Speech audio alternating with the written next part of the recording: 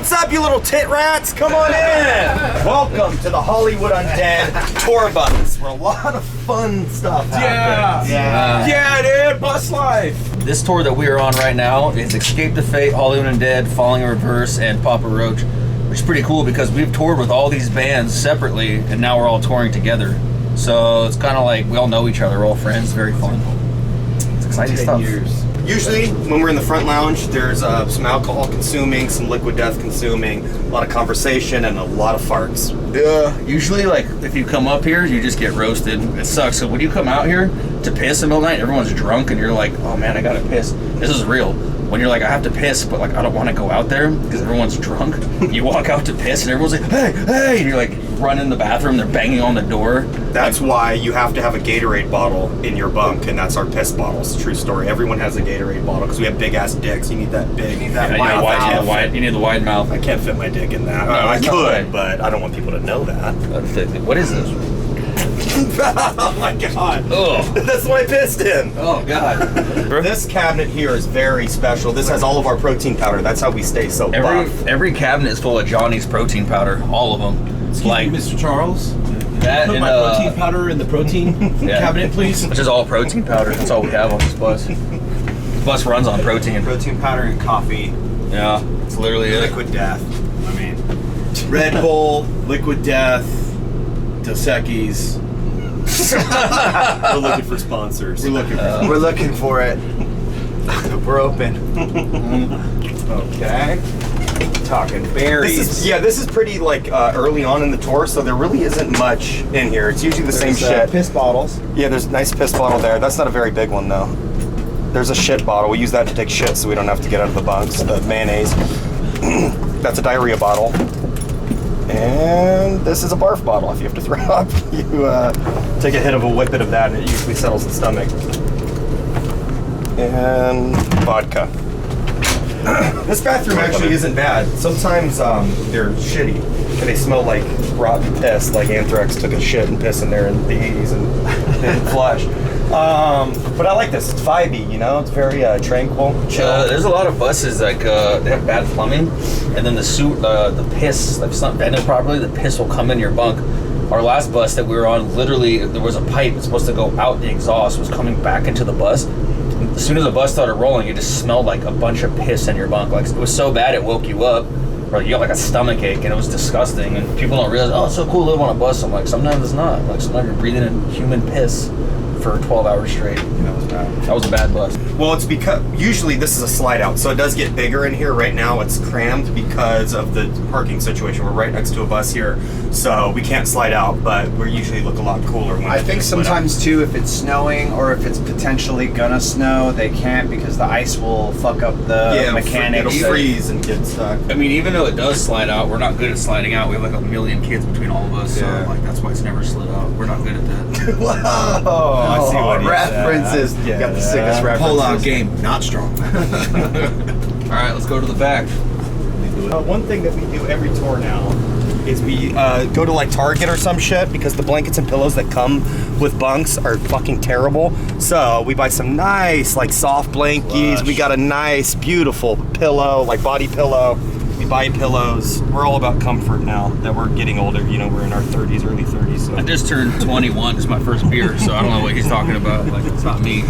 So I think everyone in the band pretty much has had the same bunk since the beginning of our career. My bunk has always been this one. It's the front passenger side middle.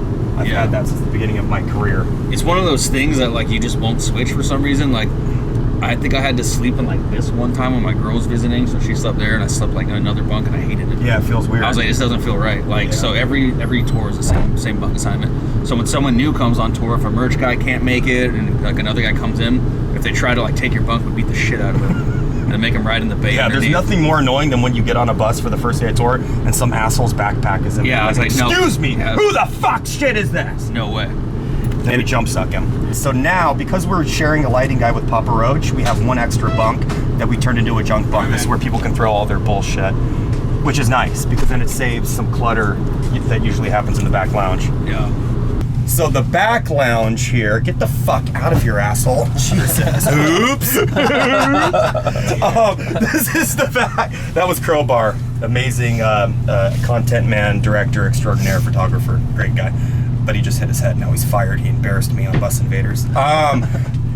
This tour, we brought a studio setup so we can actually do vocals here on tour, on the road. We bought these speakers that travel with us now, and I have my microphone and what have yous down here, so we can actually like track vocals, like legit vocals, on the road. I think that's the same microphone that Billie Eilish uses, so it's a high quality microphone. It actually sounds amazing. Like, for being in the back of a bus, we're getting like studio quality sound in this thing. We're actually producing the next 5 Fall Out Boy albums back here. Talk about this. So I wanted like the most like compact studio setup I could possibly do to travel with, obviously. So this interface plugs just straight in. I don't have to plug it into power. It's powered by the computer. Powered, so you don't have to. Yeah, the preamp for my microphone. These speakers are Bluetooth too, to where I don't even have to plug them into the interface if I don't want to. Wireless mouse, and then I have a MIDI keyboard too that's in that drawer. But this is basically my same setup I have at home, but just smaller.